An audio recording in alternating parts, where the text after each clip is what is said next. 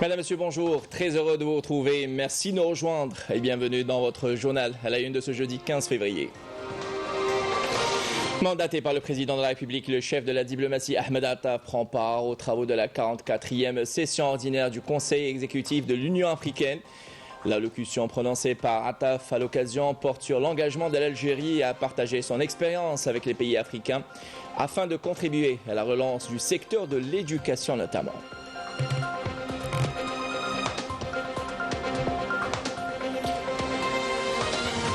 Et dans l'actualité internationale, nuit sanglante au cours de laquelle 107 personnes sont tombées en martyrs à la suite de violents raids sionistes à Rafah. Des raids qui ont ciblé des zones d'habitation, des mosquées ainsi que des camps de réfugiés. Plus de précisions dans un instant. Et à Gaza, après les hôpitaux, l'éducation est la cible privilégiée de l'agresseur sioniste qui a tué 4300 élèves et 230 enseignants lors de ces assauts, privant selon l'UNRWA plus de 625 000 élèves palestiniens de rejoindre les bancs de l'école. Et au volet santé, dans ce midi, l'on parlera du centre d'imagerie médicale Chahid Mahmoudi d'Alger, qui s'est vu doté récemment d'un PET scanner, un équipement de dernière technologie utilisé dans la médecine nucléaire qui permet de dépister avec précision les maladies cancéreuses et neurologiques notamment.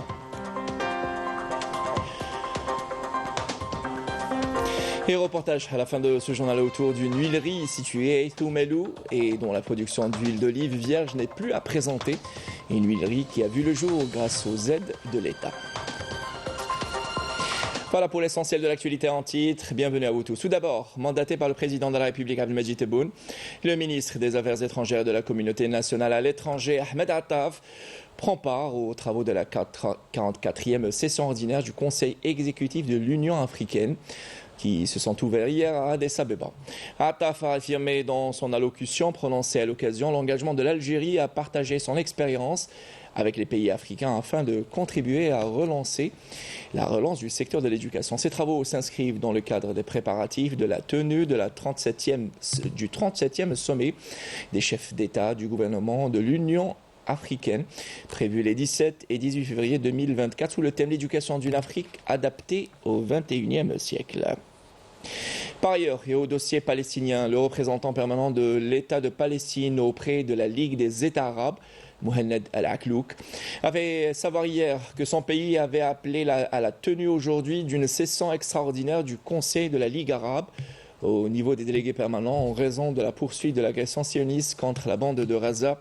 Al-Aklouk a indiqué que cet appel intervient à la lumière de la poursuite du crime de génocide commis par l'entité sioniste contre le peuple palestinien et au regard de la détérioration catastrophique et sans précédent des conditions de vie dans la bande de Gaza en général et la ville de Rafah et ses camps en particulier.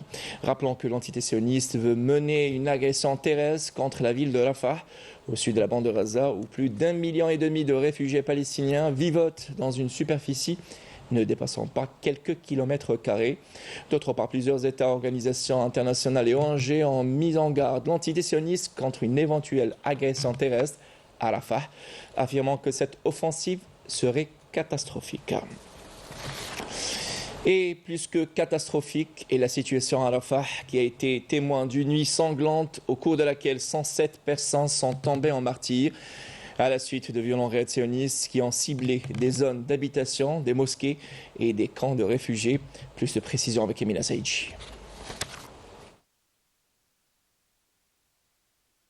L'entité sioniste persiste dans son projet d'offensive à grande échelle à Rafah, transformé en un gigantesque campement où s'entassent près d'1,5 million de Palestiniens.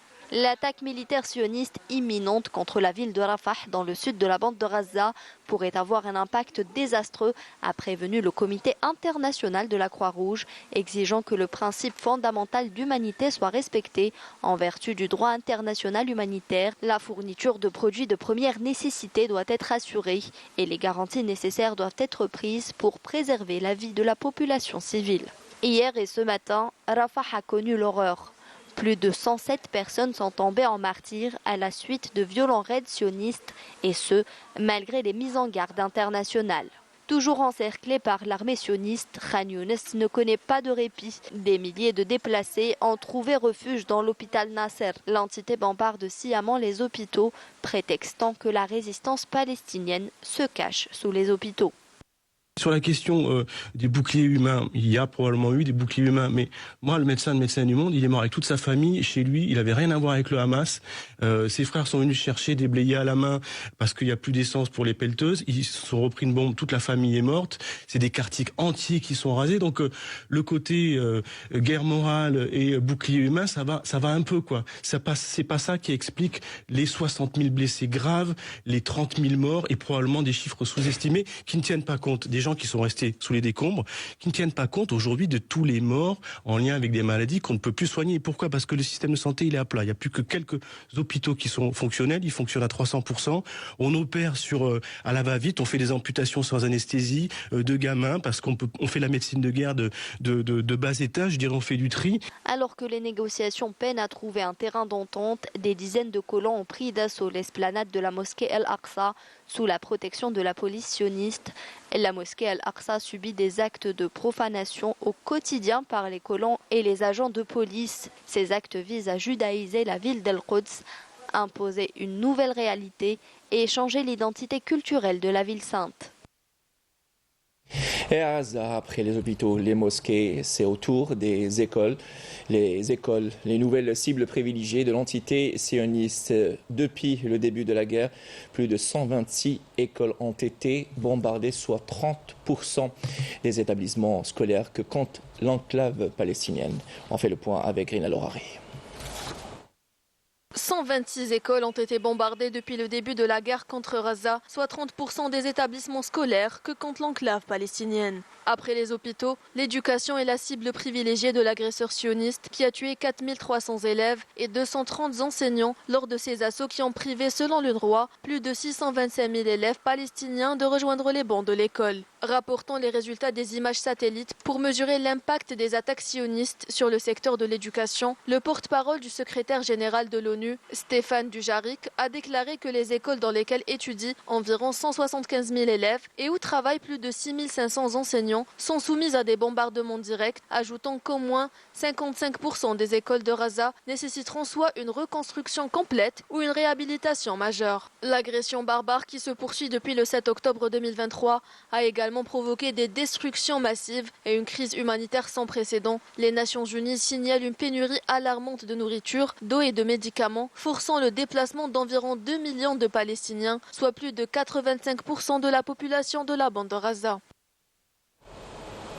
Et toujours au dossier palestinien, réunion en Suisse des organisations humanitaires, une réunion qui s'est tenue, je le disais, avec la participation des organisations humanitaires sur les derniers développements de la situation humanitaire dans la bande de Gaza, théâtre d'une sauvage agression, rappelons-le, agression sioniste depuis le 7 octobre dernier au Liban. L'armée de l'entité sioniste a lancé hier des frappes dans le sud du pays qui ont fait au moins 9 morts selon des sources libanaises, faisant de nouveau craindre une contagion régionale de la guerre menée par l'entité sioniste contre le peuple palestinien.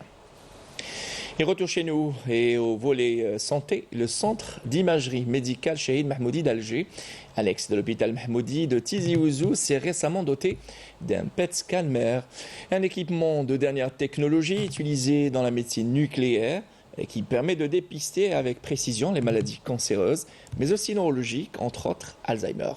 Reportage Nesseline Alouane, commentaire Bader Amarni. Ce centre d'imagerie médicale situé à Alger est une annexe de l'hôpital Chahid Mahmoudi de Tizi Ouzou, inauguré hier pour permettre aux patients de bénéficier d'examens de haute précision tels que le PET scan mère, plus performant que le PET scan classique. Il permet de dépister avec précision des maladies comme le cancer ou les affections neurologiques. Il s'agit d'une première en Algérie et dans certains pays africains et constitue un acquis pour le système de santé et un plus pour les malades notamment atteints de cancer puisque l'examen ne dure pas longtemps en général. Je suis venu faire un dépistage au niveau de ce centre. Tout s'est bien passé. J'ai déjà fait un examen qui a duré 20 minutes. Je viens de refaire un autre qui a pris 8 minutes. 8 minutes. Je fais passer à mon fils des IRM depuis l'âge de 6 mois et on n'a rien détecté. Je suis donc venue pour un PET scan dans l'espoir de trouver ce qu'il a. Cette technique permet un dépistage précoce de certaines maladies telles que le cancer en injectant un produit faiblement radioactif. En fait, le PET scan permet d'examiner le corps et de traquer des métastases, de faire la différence entre une masse bénigne et une tumeur cancéreuse. Il détecte également la maladie d'Alzheimer. C'est une technique de la médecine nucléaire. On y recourt pour le dépistage avec précision des pathologies cancéreuses et neurologiques, telles que la maladie d'Alzheimer et l'épilepsie.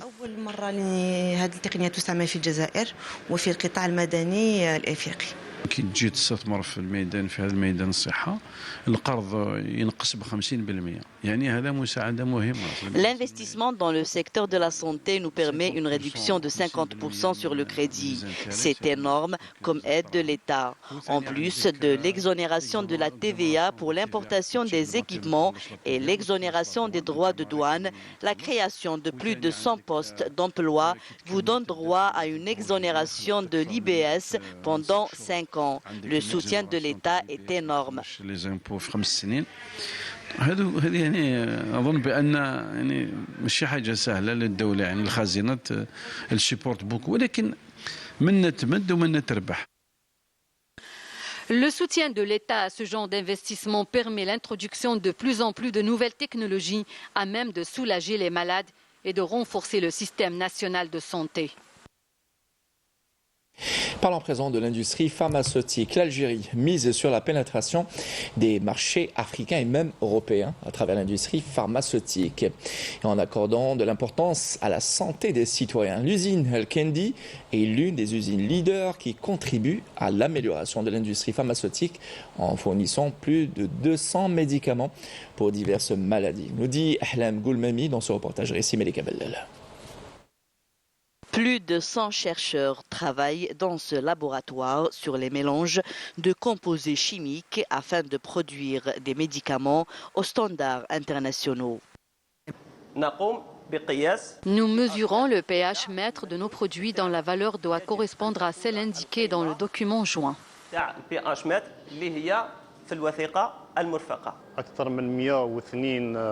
102 analystes superviseurs travaillent ici. Notre travail consiste à veiller à ce que le produit mis sur le marché algérien soit conforme aux normes. Nous surveillons également à travers les dates de péremption la validité de nos produits. Couvrir les besoins du marché national en médicaments fabriqués localement, une initiative prometteuse adoptée par l'Algérie pour réduire la facture d'importation. 100 millions de boîtes de médicaments sont produites dans cette usine chaque année à raison de 150 unités par minute. Après le processus de mélange des matières premières, le produit est ensuite étiqueté. Conditionnement primaire, يجينا في هاد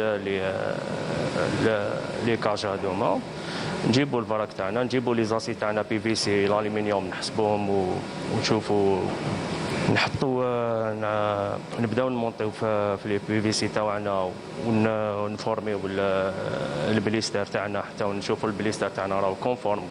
Cette usine pilote, qui emploie plus de 1000 travailleurs, propose 240 types de médicaments. Et parmi ces projets prometteurs figure la production de médicaments anticancéreux. L'unité sera opérationnelle prochainement. La capacité de production sera de plus de 100 millions de boîtes par an. Cela indique une capacité de production significative qui permettra à notre produit d'être concurrentiel même sur les marchés mondiaux. Ces projets d'investissement dans le domaine médical visent à permettre aux patients de se soigner, mais aussi de réduire la facture des importations dans le domaine pharmaceutique. Toujours dans le volet industrie, mais cette fois-ci d'un autre genre, à Chlef, le secteur de l'industrie connaît une certaine dynamique grâce aux mécanismes de soutien à l'investissement. L'exemple dans ce journal d'une entreprise qui est active dans la fabrication de luminaires et de câbles. Elle s'est imposée sur le marché local et compte se tourner vers l'étranger. Nous dit Karim Alachma dans ce reportage, commentaire Nekhla Larbi.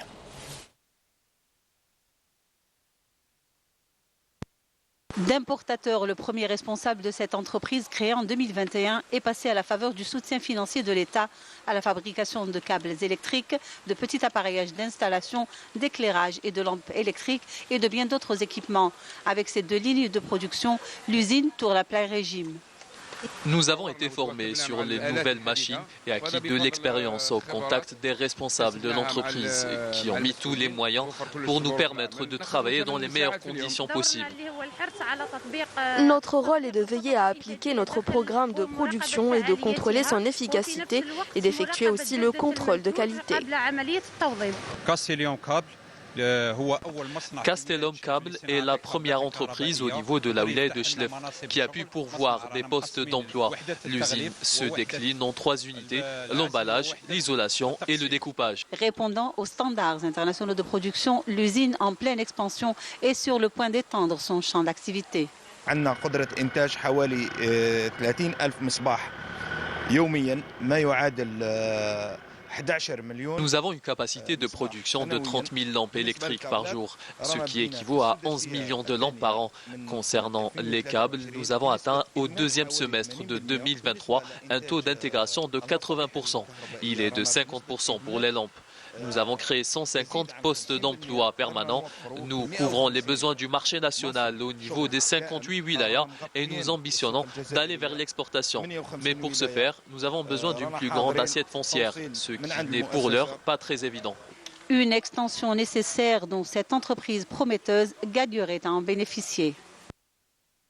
Et le commentaire était signé Nakhla Al-Arbi. Et à Constantine, ce ne sont pas des lampes qui éclairent les lieux, mais plutôt des idées d'étudiants au sein du pôle d'innovation qui regroupe de nombreux projets innovants. Réalisés par des étudiants, je le disais, de différentes spécialités, nommées Technopole, ces structures permettent de donner plus de visibilité aux étudiants et de rapprocher l'université de l'entrepreneuriat. Olivier Yousfi. Ce sont tous des porteurs de projets. Leur point commun, ils sont universitaires et ont réussi à donner vie à leurs idées, chacun selon sa spécialité, robotique, intelligence artificielle et plein d'autres domaines. Nous sommes spécialisés dans l'installation et la maintenance du réseau électrique au niveau des usines.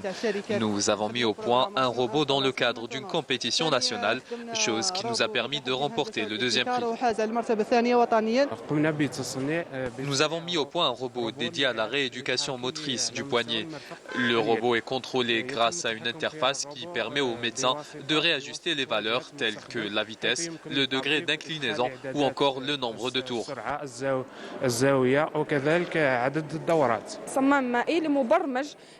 Nous avons inventé une valve programmée pour détecter les fuites d'eau. Le pôle d'innovation Technopole de Constantine a justement été mis en place pour donner plus de visibilité à ces jeunes porteurs de projets, de quoi rapprocher davantage l'université de l'écosystème entrepreneurial. C'est une stratégie qui encourage l'innovation et ce, en apportant aux étudiants l'emploi, la formation et l'ouverture sur l'environnement socio-économique. L'État œuvre à travers les pôles d'innovation existants également à Oran, Ragdaya et Tlemcen à accompagner les jeunes versés dans le domaine de l'innovation pour faire de l'université la locomotive du développement économique national. Et un pôle peut en cacher un autre, mais cette fois-ci spécialisé dans la production d'huile d'olive. À Tizi Ouzou, là-bas où une huilerie d'Eith Oumelou qui a vu le jour grâce aux aides de l'État à la réputation nationale, sa production d'huile d'olive vierge n'est plus à présenter. Nous dit Ilhar Kawen dans ce reportage, commentaire Melika Bellel.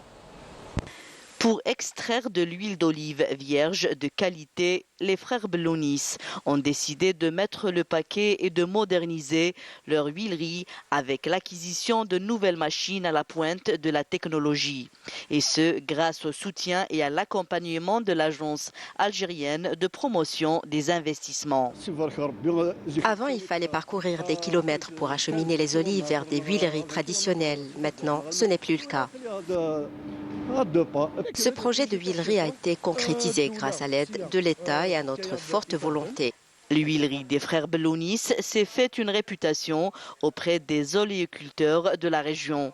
La majorité y oriente directement leur production. Elle a permis également la création de plusieurs postes d'emploi au profit des jeunes de la région. Nous sommes 7 personnes à travailler dans cette huilerie.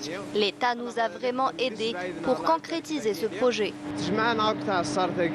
Ici, le broyage, le malaxage et toutes les étapes de trituration des olives sont effectuées avec une grande précision et selon toutes les normes en vigueur pour garantir une huile de haute qualité. Les olives sont triturées dans cette machine avant de les mettre dans un décanteur centrifuge qui est un appareil incontournable pour une clarification optimale de l'huile d'olive. Nous comptons nous lancer dans un autre projet qui consiste à récupérer les grignons d'olive et tout ce qui est déchets solides de l'huilerie. Les propriétaires de cette huilerie aspirent à moyen terme à augmenter leur capacité de production et obtenir la certification ISO, ce qui leur permettra d'exporter à l'avenir leurs produits. Voilà qui termine cette édition préparée par Naïma Haouch Bouchrabou et réalisée par Youssef Hadem. L'information revient ce soir à 19h sur Canal Algérie. J'aurai le plaisir de vous retrouver d'ici là. Bon appétit et à tout à l'heure.